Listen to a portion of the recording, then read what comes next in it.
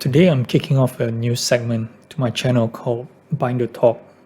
Basically, it's a very casual chat about where I'm currently at or what I'm currently doing in terms of the card market, be it sports, Marvel, or others. This allows me also to keep like a diary, something which I might find useful later on. I'll try to keep things educational light and focus more on letting you guys pick onto my brain on how I'm approaching things in real time. So this is one segment that I'm welcoming as many questions or comments as you wish, which can make topics for future discussion as well. Also, I'd like to try this out on a weekly thing, publishing this segment every Tuesday morning about 10 a.m. Eastern.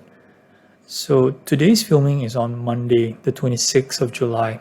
I'm going to give you guys a peek into my current PWCC portfolio and give you some thoughts on the cards that's in there, my strategies going forward, etc., etc. A couple of videos back, I talked about the differences between DIY listing on eBay versus Probstein and PWCC. I mentioned the element of control you have with PWCC, and that's one of the reasons why I have some of my cards stored here.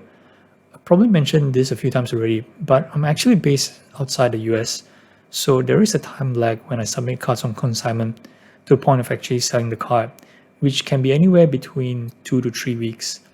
Having stored cards in PWCC allows me to flash auction the cards when I see fit, and that's been a useful tool for me since I got started. Now, I don't keep my entire portfolio with PWCC because PWCC obviously charges a fee for their vault services, and it's a recurring fee so as long as your cards are in the vault. Hence, I try to have a good mix of what I send there and also to be in line with my selling strategies for the next 3 to 12 months ahead. Alright, so now let's get to the cards. As you can see, my portfolio valuation today by PWCC is about $40,000. I can say for sure that this is an estimate and it's likely not as accurate, but it's not miles off either. We start off with a pair of Michael Jordan Flair stickers in PSA 6. I bought these a few months back when they were trending down, but it wasn't the bottom, so based on today's pricing, I'm actually out of money by a couple $100. So the one thing I wanted to point out was PWCC, they do this eye appeal assessment for free on your vintage stuff. And I have this example that's top 15% in terms of eye appeal. In my last video, we talked about the Jordan 86 Flair base rookie PSA 10 that got a 2 and an X jump over the last comp because of the top 5% in terms of eye appeal.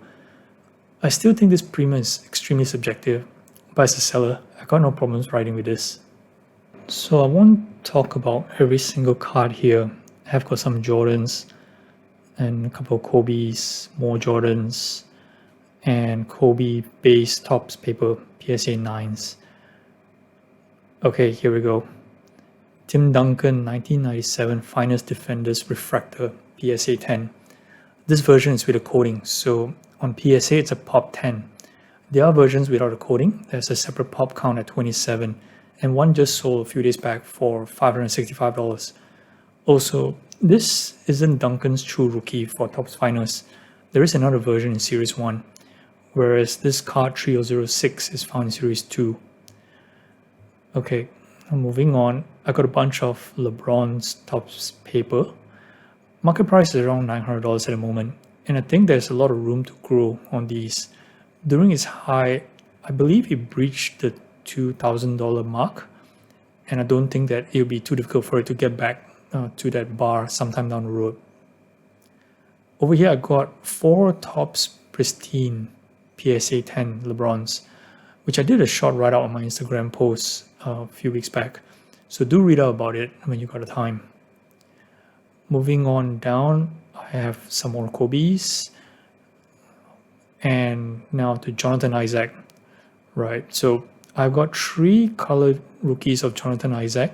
They're not on sale at the moment, as I'm curious to see what the Orlando Magic has in store for their young roster and the 2 draft picks they have coming up. But I did move 10 of his Prism Silver rookies early this year when the prices moved up. It was a no-brainer to cash in. Moving on, Luka. These Optic Holos PSA 9s really took a beating in the last few months.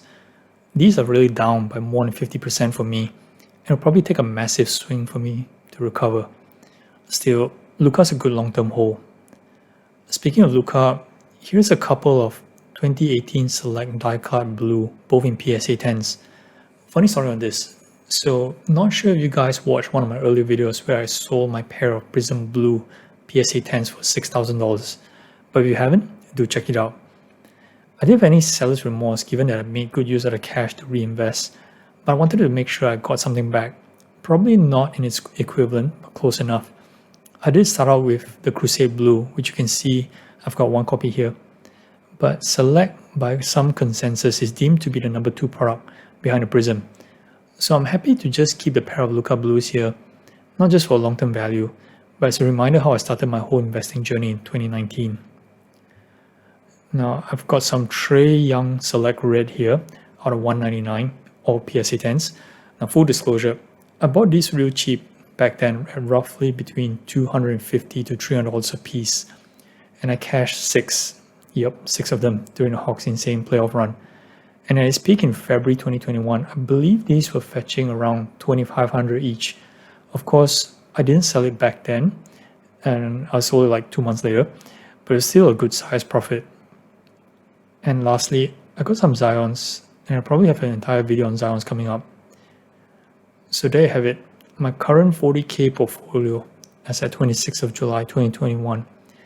PWCC updates the value once in a while, so we'll be interested to see if this gets an uptick after the Nationals.